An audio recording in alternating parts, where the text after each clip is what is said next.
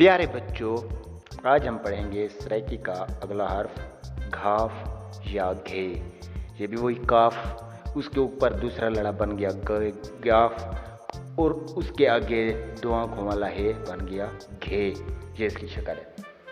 देखें घे से या घाफ से कौन कौन से अल्फाज बनते हैं। तो घे से घोड़ा, यानी उर्दू में भी इसे घोड़ा कहते हैं, इंग्लिश में हॉर्स। और घे से घा, यानी घास, जिसको इंग्लिश में उर्दू में घास कहते हैं और इंग्लिश में ग्रेस कहते हैं। और घे से घर, उर्दू में भी घर, इंग्लिश में हाउस।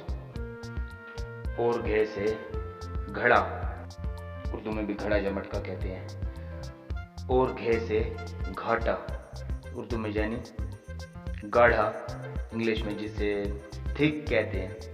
तो ये है आज का हर्फ घे। ये है आज का सराइकी का सबक, इसको याद करें। कल मिलते हैं एक नए हर्फ एक नए सबक के साथ। तब तक के लिए अल्लाह हाफिज।